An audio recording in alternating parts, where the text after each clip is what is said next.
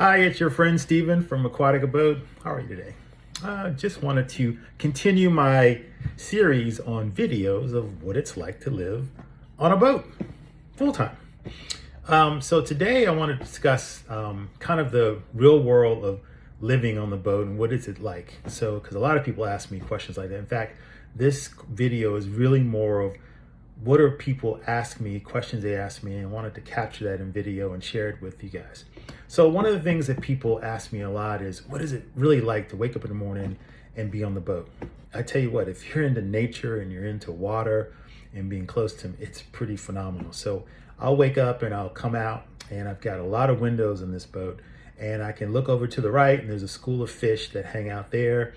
And I've been watching them grow up, and every once in a while I'll hear bumping at night or during the day, and the bigger fish are trying to attack the school of fish. It's pretty interesting to watch the circle of life, the ecosystem over to the right of my boat.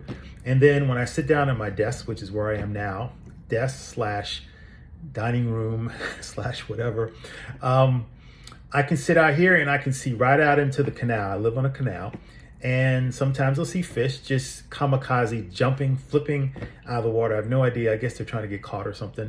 And they're pretty decent sized fish. So they flip around out there. And every once in a while, speaking of flipping, every once in a while I'll see a dolphin or two. And it's really pretty amazing because they're so majestic. And they just there's a family of them that came down a couple months ago.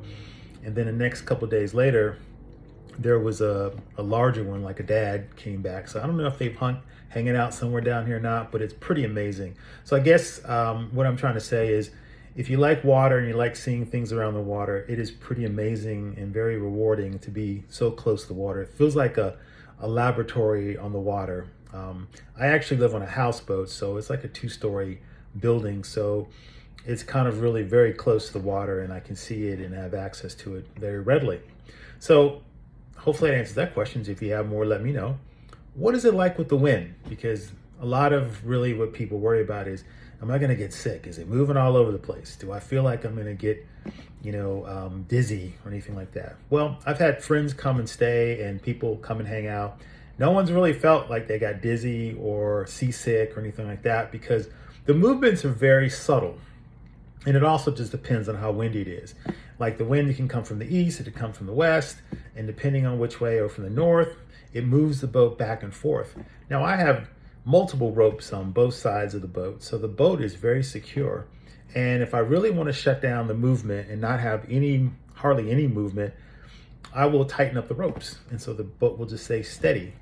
Now the trick part is that you've got high tide and you've got low tide, so you've got to adjust the ropes depending on how high the tide is, because you can't have the ropes super tight on low tide, because then when you go to high tide, well, the opposite, high tide and the low tide, it's not pretty.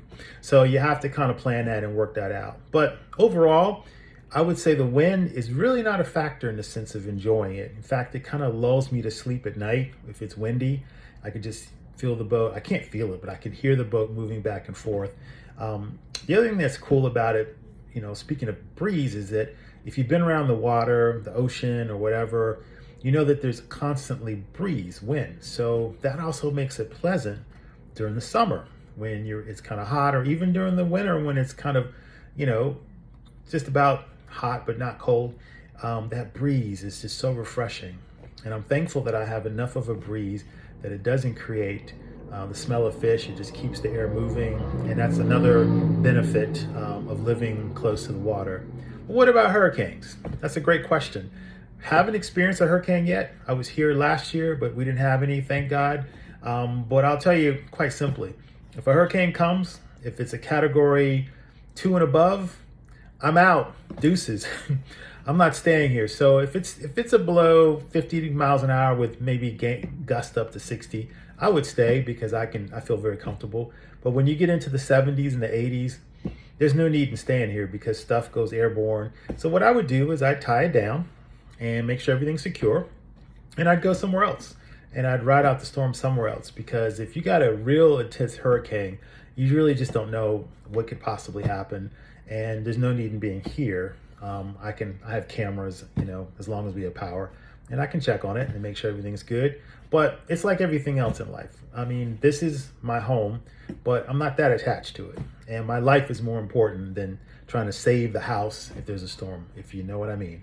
So hopefully that answers some of your questions. As I can tell now, I can talk for a while on this stuff, but it's a pleasure. It's a passion of mine.